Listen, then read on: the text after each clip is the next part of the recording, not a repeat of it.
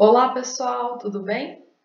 O tema da nossa aula de hoje é dilatação térmica. A gente já sabe que quando os materiais são aquecidos, eles sofrem o que é chamado de dilatação térmica ou também expansão térmica. Então, o que isso significa? Que quando o objeto é aquecido, ele vai ter o seu tamanho, o seu volume alterado por causa dessa variação de temperatura.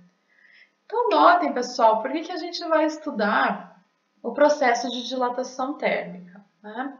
É importante para que a gente verifique qual o efeito da temperatura no material que a gente está trabalhando, para saber como montar aquele objeto e o que ele vai disponibilizar para a gente, se ele vai ser funcional nas temperaturas que ele vai ter que suportar. Então, notem que na primeira imagem que eu tinha colocado, a gente tinha uma linha férrea totalmente distorcida, né? Exatamente por conta dessa mudança de temperatura. Aqui nós temos também um outro exemplo, que é o caso de tubulações de refinarias. Essas tubulações elas incluem juntas de expansão para a tubulação não flambar, que é aquele efeito, né, o nome adequado para aquela deformação que a gente tinha no caso da primeira imagem, da linha férrea. Um outro exemplo aqui também, completamente diferente, né, no caso ali de tubulações de refinarias, né, as obturações dentárias. Quando a gente está falando de uma obturação dentária, ela tem que ter uma característica de dilatação térmica similar à que os próprios dentes naturais têm. Por quê? Se tivessem características de dilatação diferentes, o que ia acontecer? Essas obturações iam rapidamente se soltar dos dentes, Então ia ser um processo muito ineficiente. Para a gente melhorar esse material, a gente precisa conhecer esse tipo de característica para poder aplicar ele adequadamente. E isso, são alguns poucos exemplos aqui, diante de tudo que a gente pode trabalhar de material aí na vida. Então, vamos seguir aqui como ocorre, para ver como ocorre esse processo de dilatação. A gente vai dividir o processo de dilatação térmica em três tipos, aqui especificamente para o caso dos sólidos. Eu vou falar de uma outra probabilidade também que pode ocorrer aí para um tipo de material diferente e ainda no caso de fluidos. Então, pessoal, notem que eu dividi aqui a dilatação entre dilatação linear, superficial e volumétrica. Quando que eu vou utilizar cada uma delas? Então, basta a gente verificar as características do objeto que a gente está analisando. Então, notem, por exemplo, o caso da linha férrea. O comprimento da linha férrea é muito maior do que ela tem de altura e de largura.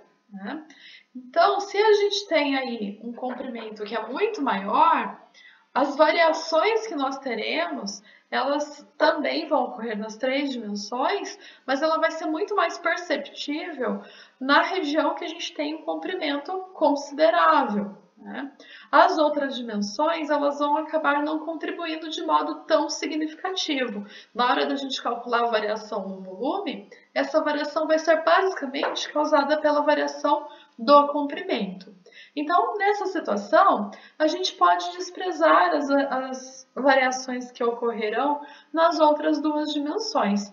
A gente vai se preocupar apenas com o comprimento. Então, uma linha férrea, um tubo, Em geral, a dilatação linear vai ser o nosso foco de estudo.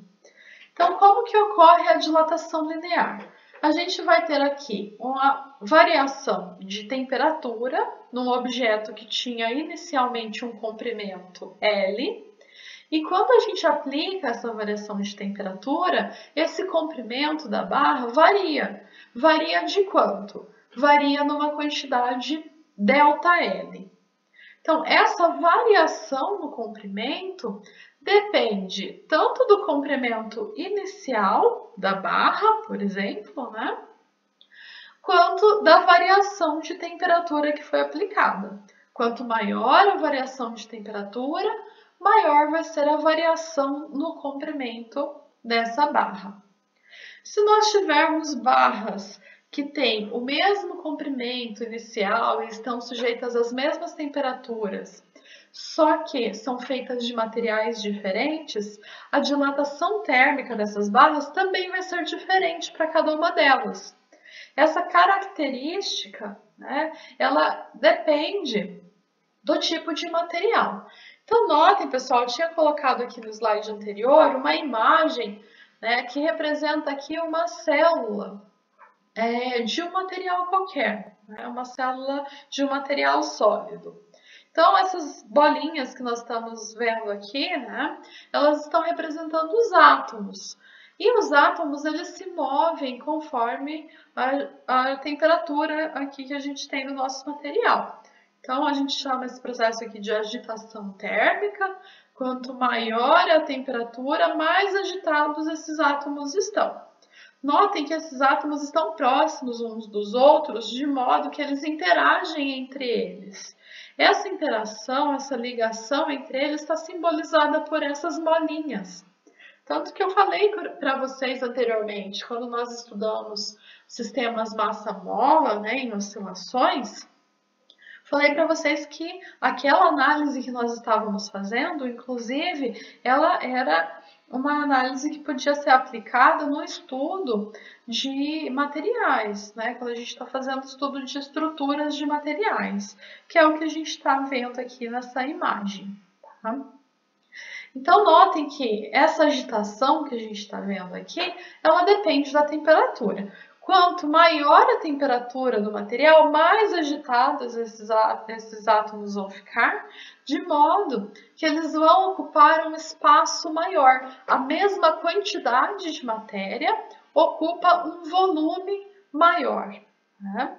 Então, é isso que a gente está analisando aqui. No caso da dilatação linear, a gente vai ter aqui barras de mesmo comprimento inicial, sujeitas a uma variação de temperatura, vão ter variações em seus comprimentos que serão diferentes se elas forem de diferentes materiais. Por quê? Aquela ligação entre os átomos que eu coloquei ali naquela imagem anterior, ela é diferente para diferentes materiais. E isso faz com que a gente tem ali uma mudança no espaço que vai, né, ser ocupado durante esse processo de agitação térmica. Como que a gente identifica essa característica que cada material tem de sofrer uma dilatação térmica, né? O quanto ele é capaz de dilatar com uma variação de temperatura. Então, para isso existe o coeficiente de dilatação linear, que é simbolizado pela letra alfa. Então, notem que esse coeficiente está multiplicando aqui, né, o valor de L ΔT. Então, aqui, quanto maior é o coeficiente de dilatação, mais fácil é para que esse material sofra uma dilatação, ou seja, para uma mesma variação de temperatura, ele vai ter um maior valor de ΔL se ele tiver um valor maior de alfa. Tá? Então, aqui temos ΔL igual a alfa L ΔT. Então, eu citei aqui o caso de um material que tem uma das dimensões muito maior do que as outras duas, né? Então, no caso, como um exemplo de uma barra. Quando a gente está falando de um material que tem duas dimensões que são comparáveis e uma outra muito menor, a gente vai usar, então, o caso de uma dilatação superficial. Então, por exemplo, uma chapa, né? Uma chapa, ela tem, por exemplo, a altura, né? A altura e o comprimento dela vão ser ali comparáveis, mas a espessura dessa chapa vai ser muito menor. Então, notem que se eu for fazer a análise em cada uma das dimensões separadamente, a dimensão que é a da espessura, como tem uma pequena quantidade de L, vai ter um ΔL muito pequenininho, não vai ser comparável. Então, a gente pode considerar que essa dilatação está ocorrendo apenas na área, né? Ocorre apenas uma mudança na área desse material. A espessura não vai ter mudança significativa. Então, como que a gente vai verificar? O processo é similar, a gente vai ter aqui uma variação na área igual a área inicial vezes a variação da temperatura que gerou essa mudança, e isso está sendo multiplicado por 2α. Por que 2α? A contribuição de alfa para cada um dos lados, né? Então, a gente tem ali, por exemplo, uma chapa, a gente tem ela se expandindo com alfa numa direção e com alfa na outra. A espessura a gente está desprezando, né? Então, vamos considerar aqui 2α. Temos ainda a possibilidade de termos um objeto que tem todas as suas dimensões comparáveis. Então, né, por exemplo, uma esfera maciça, um cubo, ali a gente vai ter então as 3 dimensões que vão sofrer uma variação, né, em seus comprimentos respectivos. Então, a gente vai ter uma dilatação que vai, né, ter uma contribuição em todo o volume do material, em cada uma das dimensões separadamente. Por isso, a gente vai utilizar a dilatação volumétrica. Então, isso significa que nós teremos uma variação no volume, que é dada por 3α V ΔT. Então, nós temos um volume inicial, uma variação na temperatura, e aqui esses termos estão sendo multiplicados por 3α. Por que 3α? É a contribuição de alfa em cada uma das dimensões. Notem, pessoal, que aqui eu estou considerando, tanto para dilatação superficial quanto para dilatação volumétrica, que nós estamos tratando de sólidos isotrópicos. O que isso significa? Significa que esses sólidos, eles têm essa característica de dilatação, o coeficiente de dilatação linear, ele é igual em todas as direções. Ele não tem uma direção preferencial. Se eu pego um cubo, por exemplo, de ferro, né, e eu aquecer esse cubo, não vai ter uma direção preferencial que ele vai dilatar mais e se transformar, por exemplo, né, num material ali com uma forma mais retangular. Isso não vai acontecer, tá? Então, essa é a situação do isotrópico. As 3 dimensões têm o mesmo tipo de contribuição para a dilatação, que é o coeficiente de dilatação linear igual, né? Por isso que eu estou multiplicando aqui por 2 e aqui por 3.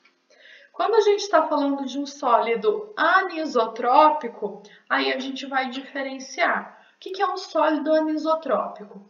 Ele tem comportamentos de dilatação diferentes, né? Então, vamos pensar ali, não necessariamente precisa ser com relação a anisotropia, pode ser não só com relação à temperatura, tá? Ela pode ser, por exemplo, com a absorção de água, pode ser com relação à passagem de luz através desse material. Então, um exemplo que é relativamente fácil da gente imaginar. Imaginei um pedaço de madeira, né? Esse pedaço de madeira, ele tem ali uma das dimensões que seria ao longo da tora, ao longo da árvore ali que ele foi retirado. Esse seria o eixo.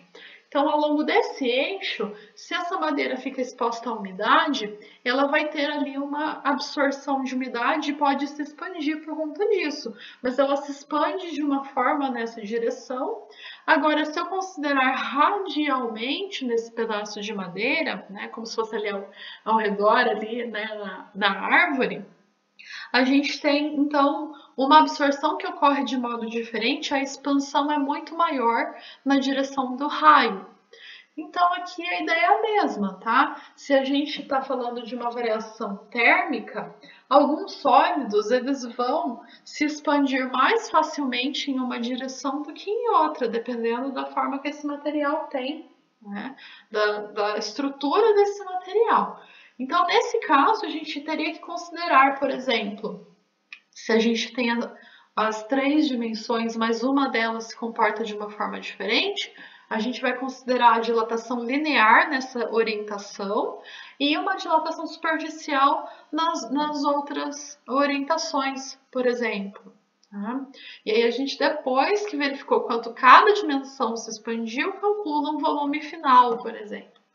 Então é importante a gente conhecer as características do material. Se são isotrópicos, a gente apenas aplica essas equações. Se é anisotrópico, a gente tem que levar em consideração como cada orientação do material vai se comportar. Além disso, pessoal, notem que a equação fornece para a gente a variação no comprimento, na área e no volume. Ela oferece variação, ela não oferece o volume final ou o comprimento final. Então, notem que a gente tem aqui um comprimento inicial e uma variação do comprimento. Se eu quero saber o comprimento final, eu preciso somar, né, o comprimento inicial com o quanto ele variou. E aí a gente chega nesse valor. Então, cuidado na hora de fazer as continhas, às vezes a pergunta é qual é o valor final e você só calcula o delta. Isso não é a resposta para o que foi perguntado, ok? Então, além disso, né, falei aqui o caso dos sólidos, temos também o caso de fluidos. Fluidos também irão se expandir com uma variação de temperatura, só que no caso de fluidos a gente não vai considerar apenas uma ou duas orientações, nós vamos considerar sempre o volume. Então, nós temos aqui a variação no volume igual a beta vezes V, que é o volume inicial, vezes ΔT. O beta é o coeficiente de dilatação volumétrica desse fluido. Então, né, é similar, a gente pode até comparar aqui o caso da dilatação volumétrica de fluidos com a dilatação de um sólido e comparar, né, observando aqui que o beta seria equivalente a 3 alfa. Muito bem, então agora vamos continuar falando das características para alguns materiais. Então notem, aqui eu coloquei uma tabela que eu peguei lá do livro, acho que é essa tabela do Halliday, que mostra alguns coeficientes de dilatação linear para materiais bastante comuns. Então a gente tem aqui algumas substâncias, o gelo a 0 graus, o chumbo, alumínio, latão, né? Vidro, aço, quartzo. Esses diferentes materiais, né, têm diferentes valores de alfa. Qual que é a unidade do alfa? É 1 sobre temperatura. Né? Então, se a gente quer lembrar qual é essa unidade, olha para a equação. Então, notem que se eu tenho aqui um ΔL, isso tem unidade de comprimento, que se cancela com essa unidade de comprimento. Quando eu passo o ΔT dividindo, eu vou ficar com uma unidade de 1 sobre unidade de temperatura.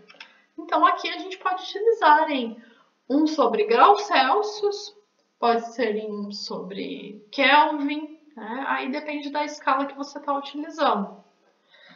Então, é muito comum aqui que a gente encontre as tabelas de coeficientes de dilatação linear em 1 sobre graus Celsius.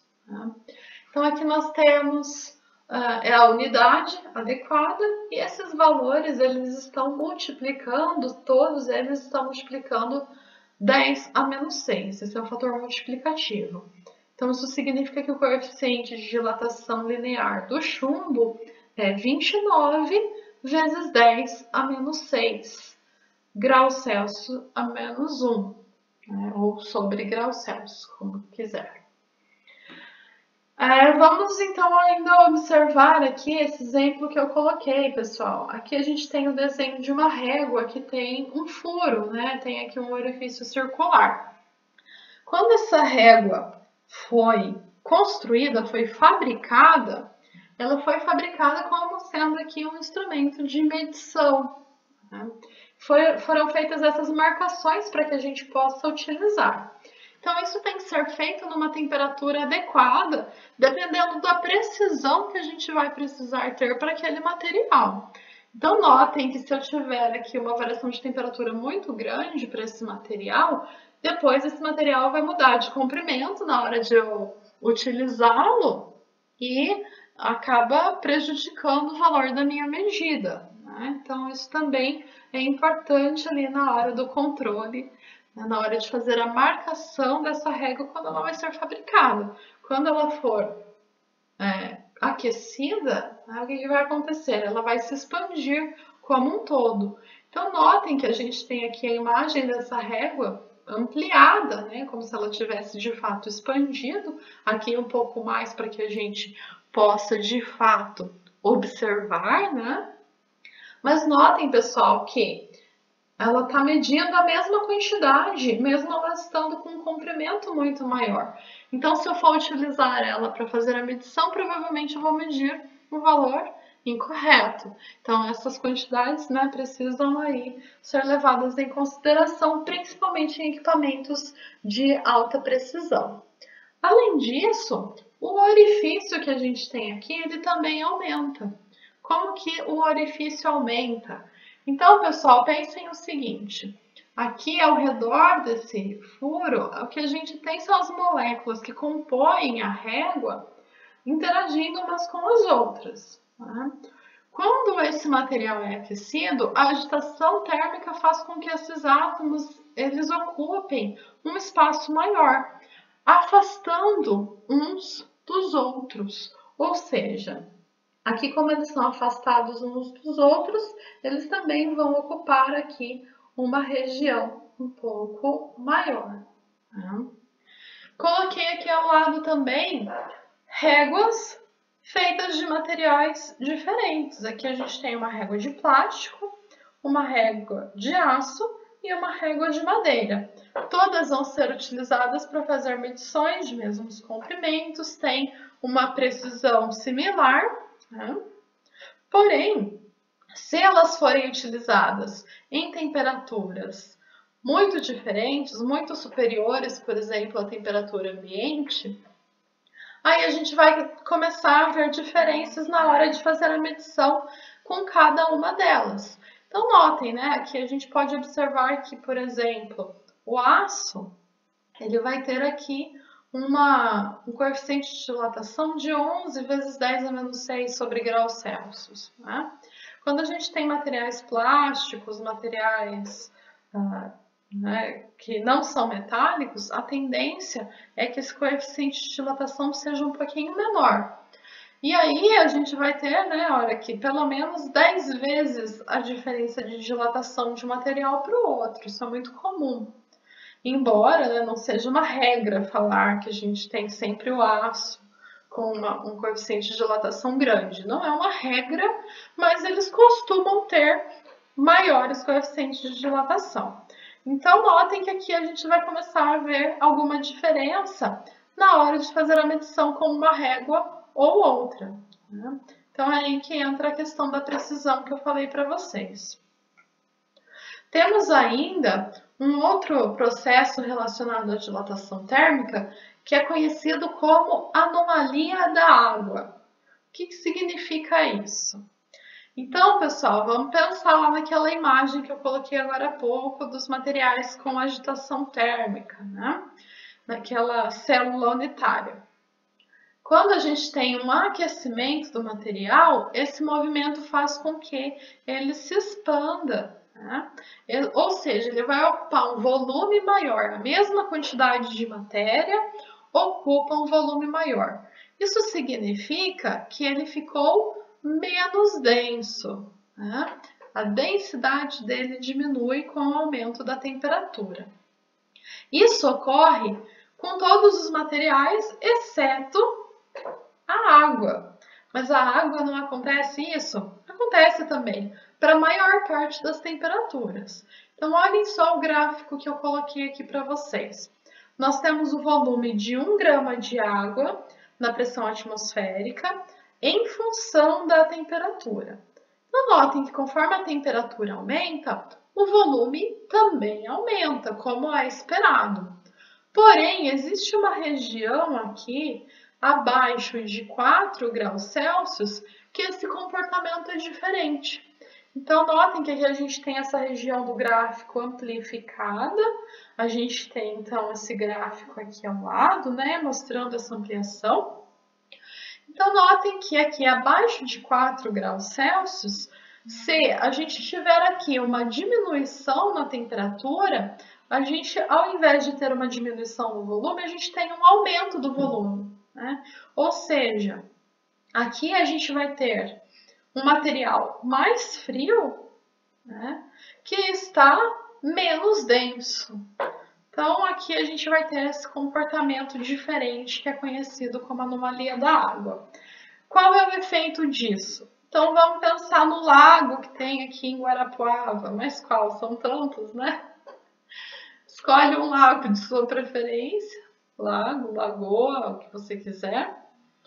Num dia muito frio, que tem uma temperatura aqui abaixo de 4 graus Celsius constantemente. O que ia acontecer, né? A água, ficando aqui a 4 graus Celsius, a tendência é, né, se fosse o comportamento normal, que ela ia ficando cada vez com um volume menor ao ser resfriada, ia ficar mais densa, e algo que é mais denso tende a ir para o fundo, tende a afundar, e a água aquecida ia ficar na superfície, se resfriando e assim por diante, até que todo o lago ia ficar gelado, e se chegasse aqui na temperatura de zero, que é a temperatura da transição de fase para a água, o que ia acontecer? Como o mais gelado estaria no fundo, a gente ia ter o congelamento dessa água do fundo para a superfície, né? Sempre o mais frio iria afundar, de modo que o congelamento ia ser total no lago. Mas não é isso que acontece. A anomalia da água faz com que o que está mais frio ocupe um volume maior, fique menos denso. Ficando menos denso, o mais frio fica na superfície e o mais quente acaba ficando no fundo, nessa região de temperatura, lembrando abaixo de 4 graus Celsius. Então, o que iria acontecer aqui, né, nessa situação? A gente tem a água a 0 graus Celsius na superfície, enquanto a água que está em 4 graus Celsius está mais no fundo, né? E isso faz com que essa água comece a congelar da superfície para baixo. E o gelo ele também é um bom isolante térmico. Então, além de congelar da superfície para baixo, o que acontece é que a água acaba não esfriando tão rapidamente e ela continua líquida lá no interior. Basicamente, a gente pode dizer que a anomalia da água é o que permite que se tenha vida na água. A gente pode associar a vida no planeta Terra com esse efeito que é a anomalia da água na dilatação térmica. Diferente, né? Então, pessoal, aqui a gente já viu como ocorre o efeito de dilatação, né? Não tem muito segredo. Agora, a gente vai falar, então, sobre o próximo experimento de vocês. Então, são 3 trabalhos ao longo do semestre, né, do período letivo.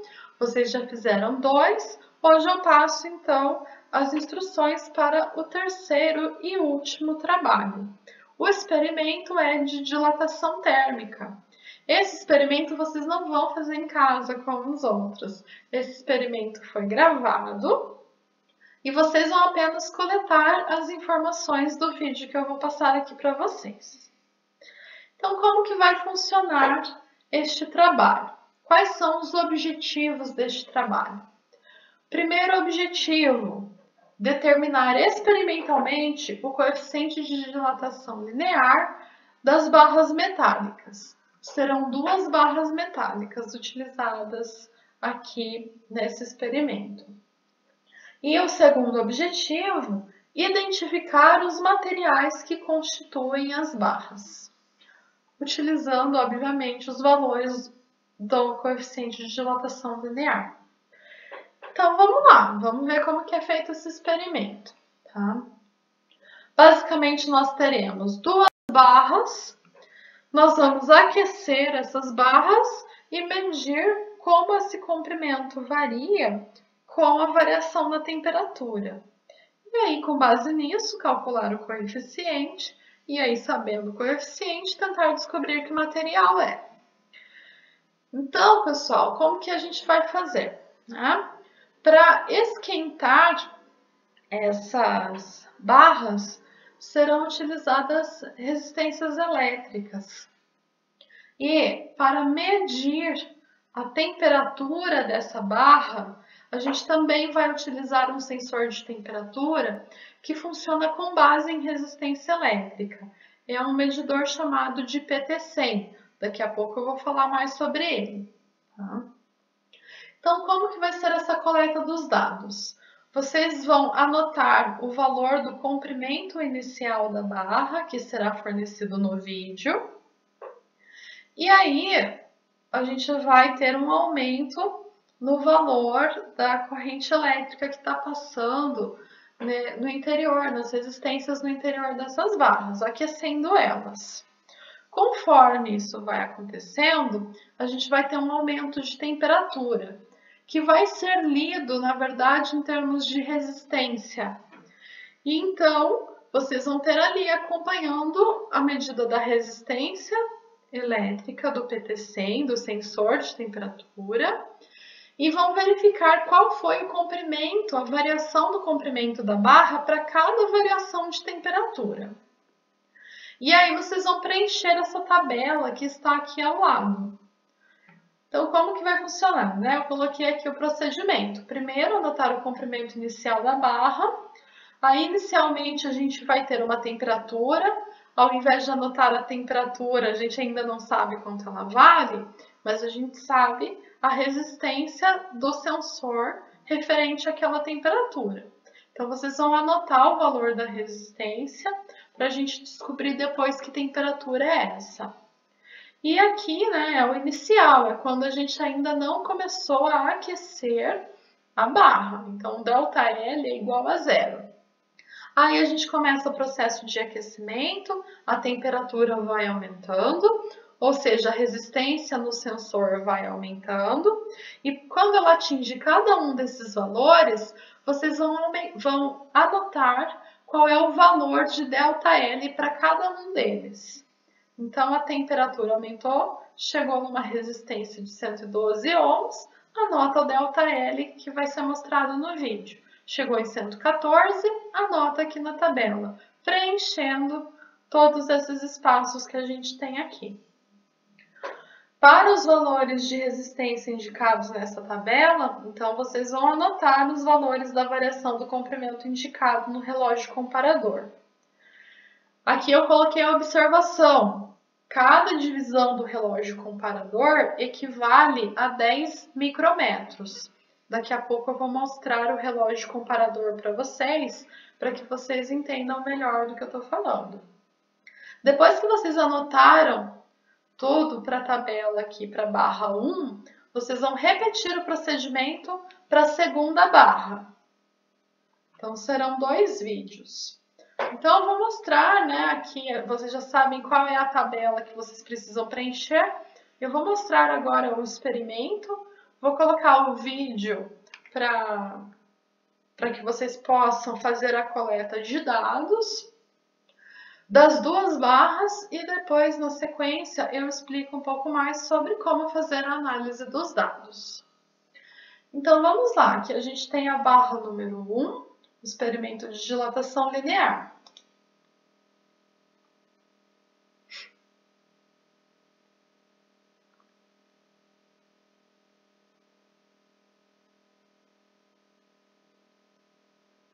Barra 1, comprimento. Então, aqui eu vou pausar o vídeo, anotem o comprimento inicial da barra.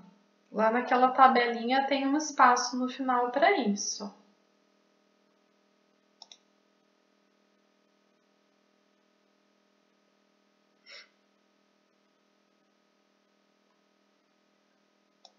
Este é o experimento. Então, notem, pessoal, como é a montagem experimental. Aqui a gente tem um suporte no qual está presa a barra que é o objeto do estudo desse experimento, que é essa barra que está aqui em cima. Dentro dessa barra tem resistências elétricas. Então, como que a gente vai aquecer ela? Passando uma corrente elétrica nessas resistências. Então, para gerar essa corrente elétrica, a gente tem essa fonte, né, essa fonte de tensão aqui ao lado. Então, o professor está conectando, né, a fonte de tensão na barra para que possa, então, iniciar o experimento. Aqui a gente tem a barra que está fixa aqui nesse suporte, aqui ela tem um pouco mais de liberdade, de modo que quando ela for aquecida, ela vai se expandir. Isso significa que ela vai aumentar o seu tamanho para este lado aqui, para o lado esquerdo. Nessa região foi colocado um relógio comparador, que a gente está vendo aqui. A imagem dele de cima foi ampliada para que vocês possam observar aqui embaixo, tá? Então aqui é apenas a imagem de cima desse relógio comparador que está aqui no cantinho da tela. Então ele foi ajustado de modo que ele está indicando 0 agora, enquanto ainda não houve aquecimento da barra. Então, ela tem um comprimento inicial, mas ainda não temos um ΔL, ainda não houve variação no comprimento. É o que o relógio comparador vai fazer, ele vai trazer comparações. Aqui ele está comparando o quê? O comprimento que a gente tem com relação ao que tinha antes de aquecer. Então, notem, pessoal, que aqui está preso um chamado PT100. Ele está conectado a um multímetro, que é esse equipamento que está aqui no meio. O que é um PT100? Então, ele é uma termorresistência. Conforme a temperatura do PT100 aumenta, a resistência elétrica dele também aumenta. Então, o que a gente vai fazer aqui? Ao invés de medir a temperatura, a gente vai medir a resistência elétrica aqui com o multímetro, anotar quanto ela vale. Depois a gente vai verificar a quanto de temperatura esse valor de resistência é correspondente. Eu vou passar para vocês a equação e aí vocês vão saber, né? Se eu tenho ali 110 ohms, isso significa que está em que temperatura? E aí vocês vão poder fazer essa conversão. Então, esta é a observação que vocês vão ter que fazer, estão aqui nesses dois equipamentos. Esse mais à direita é apenas a fonte de tensão, vocês não precisam se preocupar. Aqui, ao meio, vocês têm o que seria a medida da resistência do sensor. E aí, essas quantidades que serão mostradas aqui nessa tela são referentes àquela primeira tabela. Aquela primeira coluna da tabela. Quando atinge um valor, vocês vão anotar o ΔL. Esse ΔL vocês vão observar aqui no relógio comparador. Então, notem, pessoal, aqui a gente tem uma série de marcações, né, que estão identificadas aqui pelo número. Então, aqui nós temos 5 marcações, 10 marcações, 20, 30 e assim por diante. Mas o que esse número representa? Então, aqui a gente tem que tomar um cuidado com a escala. Este relógio comparador está mostrando que nele, essa distância entre dois risquinhos equivale a quanto? Equivale a 0,01 milímetros. 0,01 milímetros é a mesma coisa que 10 micrômetros. Então, cada distânciazinha aqui entre cada um desses tracinhos são 10 micrômetros.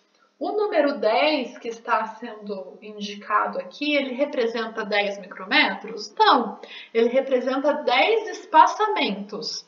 10 espaçamentos de 10 micrômetros cada. Isso significa que quando o ponteiro chegar aqui, já se passaram 100 micrômetros, né? 10 vezes 10 micrômetros.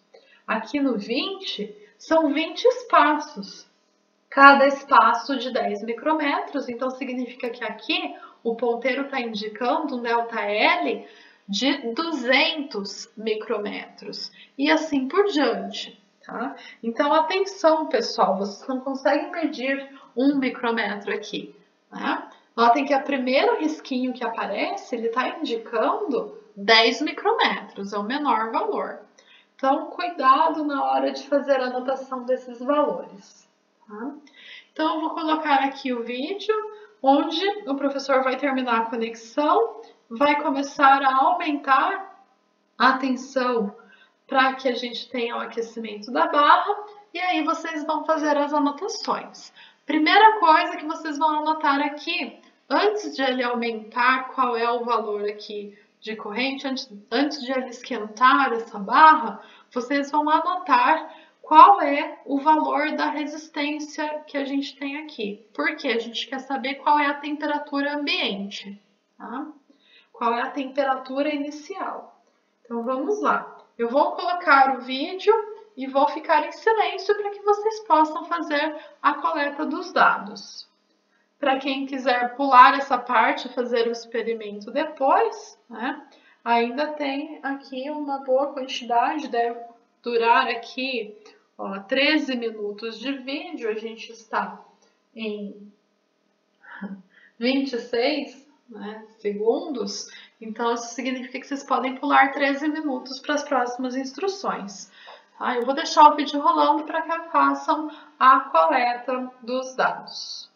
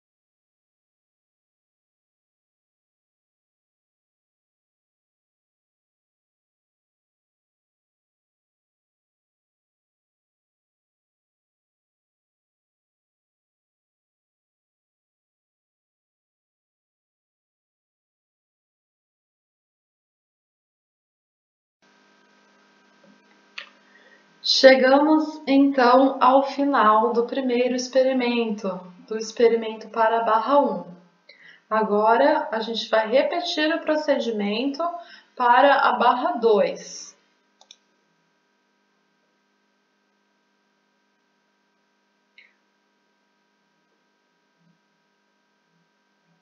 Novamente, o primeiro passo é anotar qual é o valor do comprimento inicial da barra.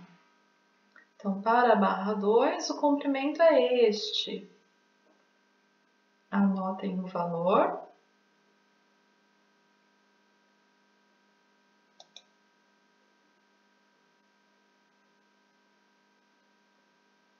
Agora, pessoal, vocês vão repetir o procedimento para essa barra. Notem que o vídeo da barra 2 ele foi um pouquinho cortado no início. A gente ainda não tem aqui o valor da temperatura, ou melhor, o valor da resistência do PT100 para quando não houve ainda nenhuma dilatação térmica. Ele foi ajustado dessa forma, a gente não tem aqui o valor da temperatura ambiente. Notem que o início do vídeo acontece agora, mas já houve aqui uma dilatação de 10 micrômetros, né? A gente já não está mais no zero. Então, corrijam a tabela da barra 2, ao invés de colocar zero como primeiro ponto e anotar o valor da resistência, peguem o valor que a gente tem agora, o valor para 10 microns, né? E qual é o valor da resistência, e esse valor vai ser referente ali ao primeiro ponto de vocês na tabela. E vamos dar sequência ao preenchimento da tabela. Então, novamente, aqui o vídeo agora tem pouco mais de 9 minutos. Vou ficar em silêncio para que vocês façam a coleta dos dados, né? Preencham a tabela para a segunda barra e então eu volto com as instruções após o vídeo.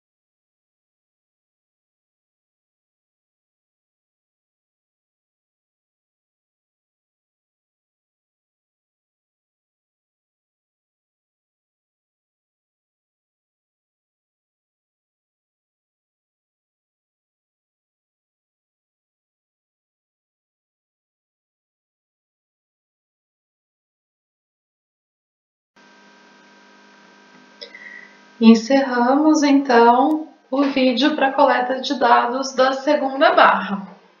Então agora vocês já têm tabelas com quais informações? Variações na resistência do PT100 e o quanto isso gerou de variação no comprimento da barra. O que a gente vai fazer agora com esses dados? A gente vai tentar utilizar eles para calcular qual é o coeficiente de dilatação de cada uma dessas barras. Então, para isso, pessoal, notem que agora eu gerei aqui uma modificação na minha tabela. Vocês podem fazer uma segunda tabela, ou se estiverem fazendo no computador, que é mais fácil, aí é só acrescentar uma coluna. Então, notem, né? Eu falei para vocês que o PT100, ele é, na verdade, uma termorresistência. Então, como que funciona? Né? É um material que, quando a temperatura dele muda, a resistência elétrica dele também muda. Então, a gente consegue relacionar essas duas grandezas. Sabendo o valor da resistência elétrica dele, a gente sabe quanto de temperatura ele está naquele momento, qual é a temperatura dele. Então, a gente vai fazer aqui uma continha para a gente fazer essa identificação de qual era a temperatura naqueles momentos que vocês marcaram os valores de resistência. Então, vamos lá. O PT100, né, ele tem essa equação que eu estou apresentando aqui para vocês, relacionando T, a temperatura, e R, o valor da resistência lida. Este PT100, especificamente, ele é chamado dessa forma porque ele tem aqui esse R0, que vale 100,01 ohms. Além disso, nessa equação, nós temos também um valor de delta, que é uma característica desse equipamento. Para este equipamento, delta vale 3,850 vezes 10 a menos 3 graus Celsius a menos 1. Então, notem, pessoal, que aqui vocês já têm o valor, né? Estou fornecendo aqui o valor de delta e de R0, serão sempre esses valores. E o que vocês vão fazer? Vocês vão pegar esses valores que estão aqui na tabela de R, colocar nessa equação e descobrir quanto de temperatura isso equivale. Então, quando eu substituo o R por 112, isso vai dar um valor aqui de temperatura. Substitui esse valor aqui na tabela, preenchendo a segunda coluna. Vocês vão fazer isso para todos os pontos. O primeiro ponto, na verdade, é aquele valor de temperatura ambiente, né? A primeira resistência que eu falei para vocês anotarem. Para a tabela 2 não era o primeiro valor quando já tinha um ΔL, né? Lembra que eu falei para vocês? Nesse caso da barra 2 aqui não vai ser 0, aqui já vai ser 10 micrômetros, né? Mesmo assim, anotem esse primeiro valor que estava aqui. E então, vocês vão ter a tabela com essas três colunas. O valor da resistência, que foi lida de fato, né, ali no vídeo. O valor da temperatura, que essa resistência é correspondente. E aqui nós temos o valor do quanto a barra aumentou de tamanho para essas variações de temperatura. Tá? Então, esses são os dados que vocês vão utilizar. Então, aqui nós temos as instruções, né? A equação que eu mostrei para vocês. Encontre o valor da temperatura correspondente para cada valor de resistência da primeira tabela e preencha a tabela ao lado. Repita o procedimento para a barra 2. Então, vocês vão preencher também essa segunda coluna para a segunda barra, né? O que nós vamos fazer com esses dados? Agora sim, a gente vai tentar descobrir o coeficiente de dilatação linear. Então, vocês vão fazer o quê? Vocês vão fazer um gráfico com os dados daquela tabela, né? Eram duas, uma para cada barra. Como que é esse gráfico? É um gráfico de ΔL em função de ΔT. Ou seja, ΔL, aquela terceira coluna, né, está em micrômetros, ela estará no eixo Y e ela é uma função da variação de temperatura. Então, notem, pessoal, que no eixo X a gente vai ter ΔT, variação de temperatura. Então, naquela tabela anterior, vocês não têm variação, vocês têm a temperatura. Então, vamos supor, vou colocar aqui uma suposição de valores arbitrários. Vamos supor que a temperatura ambiente fosse de 20 graus Celsius. Aí o primeiro ponto aqui deu uma temperatura de 22 graus Celsius. Para esse 114, vamos supor que deu 24 graus Celsius. O que é o ΔT?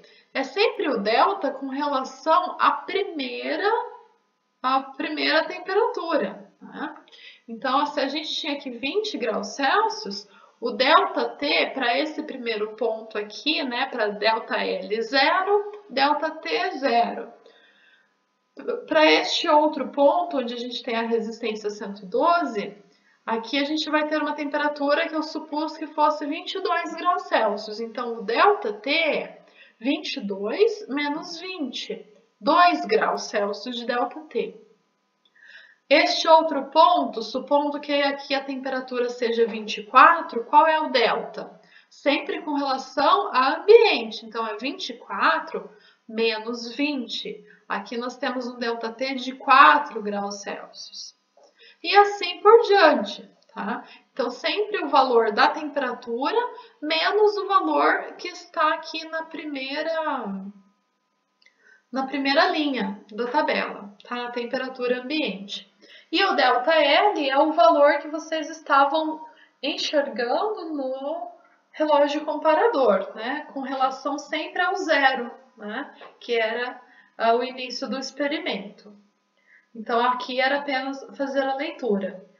Então, vocês vão ter esses valores, né? ΔL e ΔT, e vão confeccionar um gráfico. A gente já sabe que ΔL é uma função de ΔT. Então, vamos lembrar lá da relação para dilatação linear. ΔL é igual a alfa L inicial vezes ΔT. Então, a gente já sabe que existe uma relação. A gente sabe também que essa relação é linear. Então, quando vocês colocarem esses pontos no gráfico, vocês vão observar uma tendência linear. É lógico, a gente tem aqui um pouco de incerteza para cada um desses pontos. Então, pode ser que fique um pouquinho, né, fora, um pouquinho mais para cima, um pouquinho mais para baixo, mas a gente sabe que é uma tendência linear. Então, por isso, vocês não vão ligar os pontos, mas vocês vão gerar no gráfico uma linha de tendência linear. Isso para quem faz o gráfico no computador. Quem quiser fazer o gráfico no papel milimetrado, basta traçar uma reta que passe aproximadamente aí o mais perto possível de todos os pontos. Tá? Uma reta média, né, entre esses pontos. Então, aqui vocês vão gerar essa linha de tendência. Essa linha de tendência linear, essa reta, ela tem, como qualquer reta, um coeficiente linear e um coeficiente angular. Então, são os parâmetros dessa reta que vão nos permitir calcular o coeficiente de dilatação térmica linear. Então, vamos lembrar, pessoal, aqui a gente tem o coeficiente linear e o coeficiente angular dessa reta. O que significaria esse coeficiente angular? Basta a gente comparar, né? Se ΔL em função de ΔT é uma reta, vamos olhar para a equação. Lembra que L é igual a alfa L ΔT. Então, o que está multiplicando o ΔT é o coeficiente angular dessa reta. Ou seja, o coeficiente angular é alfa vezes o comprimento inicial. Então, quando você calculou o coeficiente angular dessa reta, você poderá, então, com base nesse valor e sabendo quanto vale o comprimento inicial da barra, vocês vão chegar no valor do coeficiente de dilatação térmica linear para essa barra. Então, aqui vocês terão cumprido o primeiro objetivo. Agora, eu coloquei para vocês aqui ao lado uma tabela que tem o coeficiente de dilatação linear para algumas substâncias. Então, nós temos gelo a 0 graus Celsius, chumbo, alumínio, ouro, aço inox, ferro, platina, vidro comum, vidro pirex. Lembrem-se, pessoal, aqui a gente tem os valores de coeficiente de dilatação linear, mas esses valores são médios, tá? O próprio coeficiente de dilatação linear, ele varia com a temperatura. Ele pode ser um pouquinho maior ou um pouquinho menor. Então, aqui a gente tem um valor aproximado, né? Então, quando vocês calcularem aqui o coeficiente de dilatação, não necessariamente vocês vão chegar aqui no valor, vamos supor platina. Vocês não necessariamente vão obter 9 redondo, pode ser 9, alguma coisa, pode ser 8, pode ser 10. Tá? Então, a gente tem aqui um pouquinho de folga em torno desses números, né? O próprio coeficiente varia com a temperatura, além disso a gente também tem incerteza nos nossos dados, né? Então aqui a gente vai buscar nessa tabela, depois que vocês calcularam o valor do coeficiente de dilatação, vocês vão falar, cheguei, sei lá, em 9,5 vezes 10 a menos 6. Muito bem, então agora eu vou olhar aqui nessa tabela qual é o valor mais próximo. Olha só, a platina e o vidro comum tem 9,6, 9 vezes 10 a menos 6. Então, 9,5 seria um desses dois materiais que estariam compondo aquela barra. Então, é dessa forma que vocês vão fazer, né, a observação para a barra 1 e para a barra 2. E então, né, responda a pergunta, qual o material que constitui a barra? Repita o procedimento para a barra 2. Então, vocês vão fazer duas tabelas, né? Aquela de resistência, temperatura e ΔL, uma para cada barra. Com base nelas, vão construir o gráfico ΔL por ΔT para cada uma dessas barras. Então, também são dois gráficos. E aí, vão fazer a análise da reta que vai aparecer nesses gráficos, né, da linha de tendência linear para esses gráficos, para cada um deles, e aí vocês vão ter dois valores de coeficiente de dilatação térmico linear e, consequentemente, a identificação dos materiais da barra 1 e da barra 2. É só isso que vocês precisam fazer, né? E depois, obviamente, pessoal, se vocês chegarem a um valor experimental e tem aqui um valor teórico, calculem o desvio percentual, né, para as duas barras. Então, essa é a ideia do experimento sobre dilatação térmica. Esse é o processo que vocês vão fazer, ok? Vamos colocar aqui 2 semanas de prazo para a entrega da atividade. Fiquem atentos, tentem fazer com antecedência para que dê tempo de marcar atendimento caso tenham alguma dúvida aí durante a análise que vocês vão fazer do experimento de vocês. Tá? Basta fazer o atendimento, como de costume, na sala de atendimento ou por e-mail. Lembrem-se de fazer o agendamento com antecedência. Tudo bem? Então, por hoje é isso, pessoal. Encerramos aqui a aula de dilatação térmica. Até mais!